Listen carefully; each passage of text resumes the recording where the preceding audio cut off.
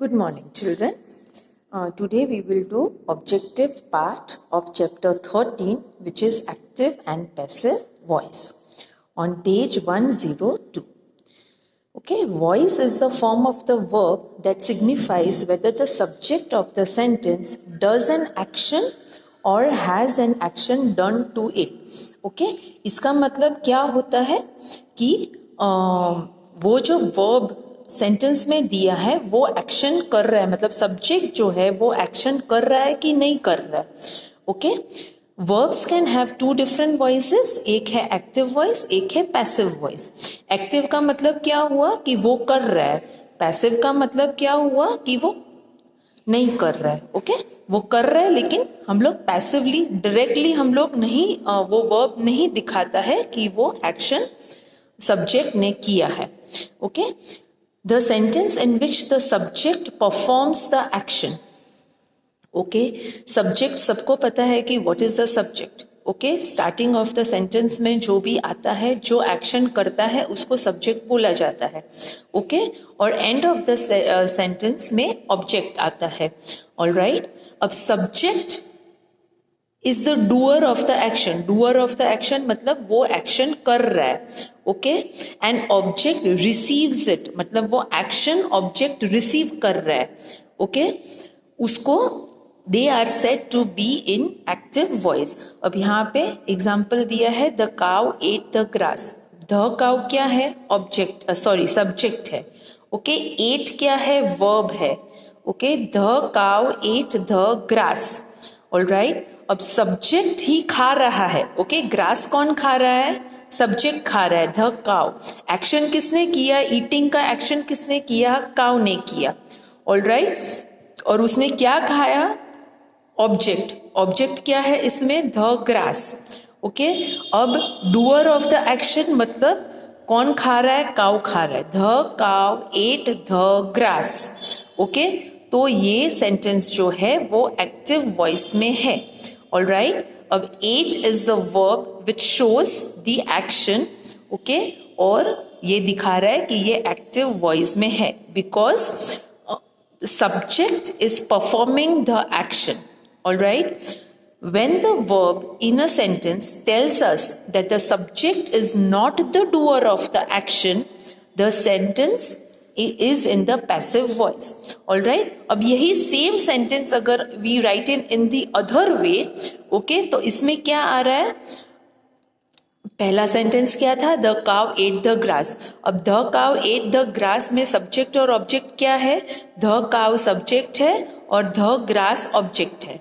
Alright, यही same sentence if we change it into passive voice तो उसका जो सब्जेक्ट है वो इसमें ऑब्जेक्ट बन जाएगा और जो इसमें सब्जेक्ट है वो इसका ऑब्जेक्ट बन जाएगा. Okay, now see, the grass was eaten by the cow. Alright, now children see one thing कि पहला जो सेंटेंस है उसमें एट है. एट हम लोग को कौन सा टेंस दिखा रहा है, एट मतलब वो पास्ट टेंस है. ओके, तो when we are changing the same sentence from active to passive voice और passive to active voice, tense हम लोग को चेंज नहीं करना है. ओके, टेंस सेम ही रहेगा.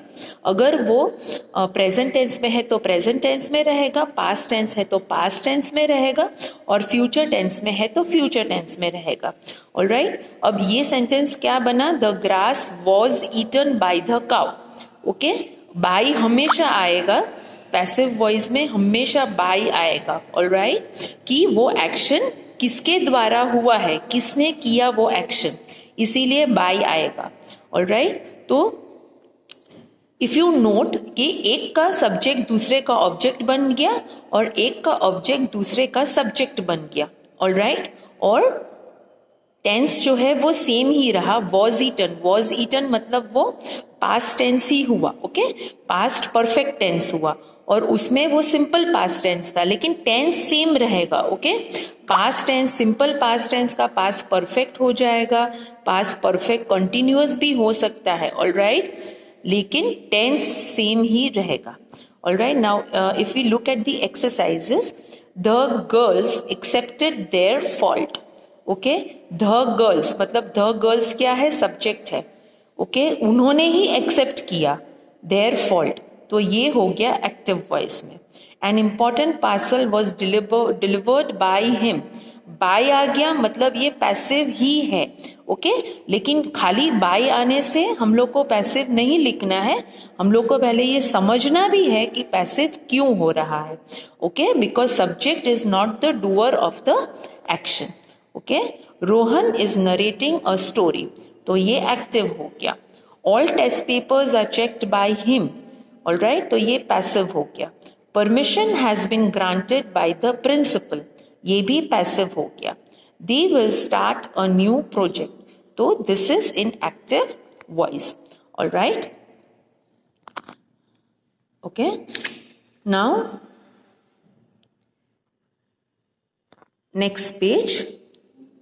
All right, this I will change, I will send it in the PDF, okay, but we will understand it. Change the following into passive voice.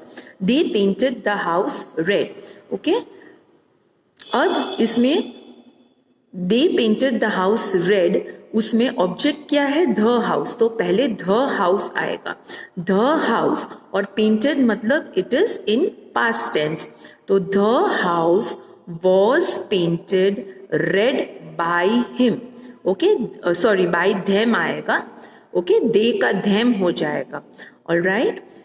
Second, did you see the strange animals at the zoo. अब अगर ये interrogative है तो हम लोग को interrogative ही रखना है. All right, we can not change the sentence. Tense भी सेम रहेगा, फॉर्म ऑफ द सेंटेंस भी सेम रहेगा. ऑल राइट, तो ये बन जाएगा कि स्ट्रेंज एनिमल्स ऑब्जेक्ट है, तो यही हम लोग को पहले रखना है और क्वेश्चन वर्ड भी लगाना पड़ेगा.